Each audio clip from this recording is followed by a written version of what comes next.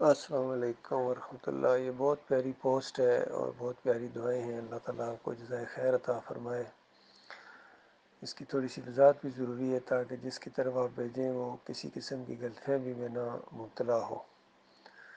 اللہ نور السماوات والارض، یہ جو قرآن میں آیا ہے، اس سے بدعقیدہ لوگوں نے یا جن کا ایمان خراب ہے انہوں نے یہ مطلب نکالنے کی کوشش کی ہے کہ اللہ زمین اور آسمان کا نور ہے، حالانکہ سورہ الانعام کی پہلی آیت کے اندر اللہ تعالیٰ ارشاد فرماتا ہے الحمدللہ الذی خلق السماوات والارض وجعل الظلمات والنور، کہ بہت ہی پاکیزہ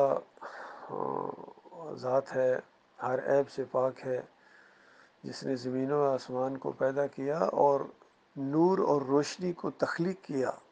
تو نور اس کی مخلوق ہے، وہ خود نور کا نہیں ہے بلکہ نور کا بنانے والا ہے۔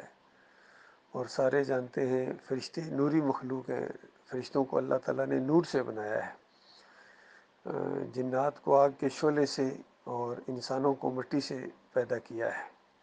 تو نور اللہ کی مخلوق ہے۔ اب اللہ کو نور کہنا، اور پھر اصل میں انہوں نے نبی علیہ السلام کو بھی نور کہا اور پھر نور کا ٹکڑا کہا، اور بڑے بڑے اس میں ملوث ہیں، مجدد الفسانی، اشرف علی تھانوی، اعلیٰ حضرت، اور ڈاکٹر اسرار نے درمیانی راہ اختیار کی، دونوں کو ملا دیا، حق اور باطل کو ملا دیا آپس میں۔ تو یہ جو ہے یہ اس سے غلط انہوں نے معنی لیا ہے اور تحریف کیا قرآن کی اپنے مشرکانہ دماغ کے مطابق۔ دوسری بات اس کے اوپر، اس پوسٹ کے اوپر لکھی ہے اللہم صلی علی محمد، یہ بہت ہی بڑی دعا ہے توحید کی اور رد شرک میں، لیکن اس سے بھی لوگوں نے غلط معنی لیا ہے۔ لوگ یہ کہنا شروع ہو گئے کہ یہ جو ہم نبی علیہ السلام کے لیے دعا کرتے ہیں، اس دعا کو کچھ تو کہتے ہیں نبی علیہ السلام براہ راست سنتے ہیں، اور کچھ کہتے ہیں بس یہاں سے نہیں سنتے، قبر کے اوپر جا کے اس طرح کہو اللہم صلی علی محمد تب سنتے ہیں، اور دور سے اگر کوئی پڑھے تو پھر وہ فرشتے لے کے آتے ہیں۔ تو یہ مشرکانہ عقیدے ہیں۔ یہ دعا فرشتے لکھتے ہیں اور اللہ براہ راست اس دعا کو سنتا ہے، اور ہمارے اعمال جو ہیں وہ اللہ کے پاس پیش کیا، سارے انسانوں کے اعمال اللہ کے سامنے پیش کیے جاتے ہیں۔ نبی علیہ السلام روزہ رکھا کرتے تھے کہ پیر اور جمعرات کو انسانوں کے اعمال اللہ کے ہاں پیش کیے جاتے ہیں، اور میں یہ چاہتا ہوں کہ میرے اعمال جب اللہ کے ہاں پیش کیے جائیں تو میں صائم ہوں، یعنی روزے سے ہوں۔ تو سارے انبیاء کے اعمال بھی اللہ کے ہاں، ہر چیز وَإِلَى اللَّهِ تُرْجَعُ الْأُمُورُ، تمام معاملات اللہ کی طرف رجوع کرتے ہیں، اللہ کی طرف جاتے ہیں۔ تو یہ عقیدہ جس کو یہ سارے مانتے ہیں، سارے مسلک بریلوی ہوں، دیوبندی ہوں، اہل حدیث ہوں، سلفی ہوں، توصیف الرحمان نے ایک شرک سے تو انکار کر دیا لیکن دوسرے شرک پر زور دیتے ہیں۔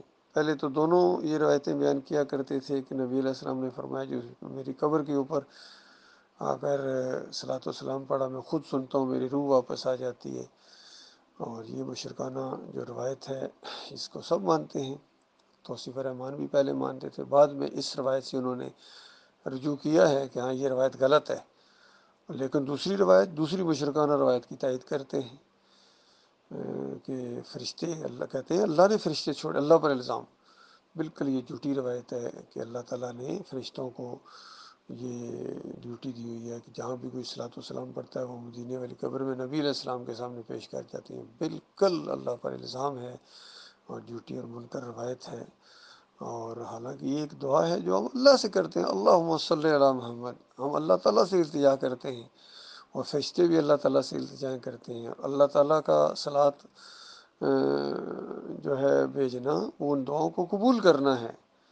تو یہ قاعدہ ہوتا ہے کہ وہی لفظ جو اللہ کے لیے بھی بولا جائے اور بندوں کے لیے بولا جائے تو دونوں کا معنی خالق اور مخلوق کے فرق ہی جتنا ہوگا۔